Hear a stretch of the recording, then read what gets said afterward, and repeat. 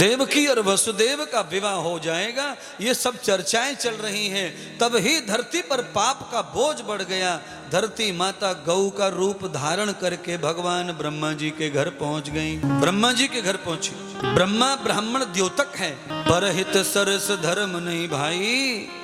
धरती के दुख दूर करने के लिए ब्रह्मा जी धरती को नारायण के पास ले गए। नारायण से संवाद हुआ धरती माता, हे प्रभु मेरी रक्षा कर, मेरे ऊपर पाप का इतना बोझ बढ़ गया है कि मैं अब डगमग हो रही हूँ, हिल रही हूँ और मैं अपनी स्थिति से विचलित हो रही हूँ। इसलिए हे परमात्मा आप मेरी रक्षा कीजिए।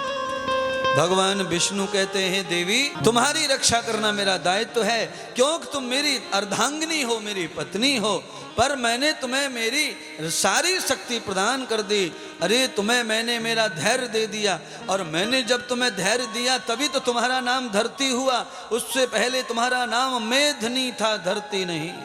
पर तुम्हारा धैर्य क्यों कमजोर पड़ रहा है? तो कहा, हे परमात्मा, हे पति देव, हे परमेश्वर, मेरा धैर्य अब कमजोर पड़ गया, क्योंकि अब मुझसे सहन नहीं होता। इतना पाप बढ़ गया है। तो कितना पाप बढ़ गया? तो कहा, यावतम गौ मेरा दुखम।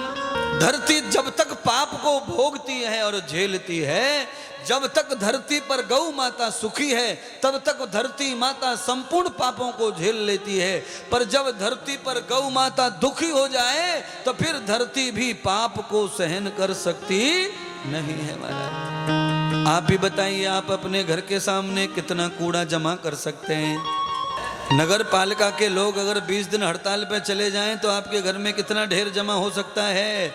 आपके मोहल्ले में, आपके रोड पर, आपकी गली में। आप समझ लो, जिस प्रकार से कचड़े को तत्काल भस्म करके समाप्त करती है नगर पालिकाएं, वैसे ही धरती के संपूर्ण पाप को समाप्त करती है गौ माता। वो भी धरती की नगर पालिका है, वो सबका पालन पोषण करती है। पर जब पालन करने वाला ही बीमार, दुखी हो जाए, लाचार हो जाए, तो धरती का कैसे पोषण होगा? धरती कैसे सुरक्षित होगी? धरती को बचाना है, धरती पर सुख बढ़ाना है, तो गौ माता का पालन करना पड़ेगा, गौ माता की सेवा करनी पड़ेगी, गौ माता का चारण करना पड़ेगा, गौ माता की रक्षा करनी पड़ेगी। चाहे वो हमारी रक्षा करती हैं, पर वो हमारी रक्षा तब ही करती हैं जब हम उनकी भी रक्षा करते हैं। बंदूक आदमी की रक्षा कब करेगी? जब बंदूक हमारी रक्षा कब करेगी? जब हम बंदूक की रक्षा कर लेंगे तो वो हमारी रक्षा कर लेगी। हम धन की रक्षा कर लेंगे तो धन हमारी रक्षा कर लेगा। हम धर्म की रक्षा कर लेंगे तो धर्म हमारी रक्षा कर लेगा। हम जूते चप्पल की रखवाली कर लेंगे तो जूते चप्पल हमें मिट्टी पानी कुकांटों से बचाने में हमारा सहायक करेंगे।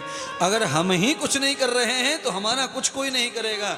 इसीलिए जब तक गौ माता को हम अस्त्र शस्त्र की तरह नहीं रक्षा करेंगे, तब तक वो हमारी रक्षा कैसे करेंगी? वो हमारा शस्त्र है, हमारे आर्यों का, हमारे हिंदुस्तान का, हमारे हिंदुओं की आन मान शान गाय है। जब हम उसे धारण कर लेते हैं तो धर्म धारण हो जाता है, और जो धर्म को धारण कर लेता है उसका दुनिया में कोई कुछ बिगाड़ सकता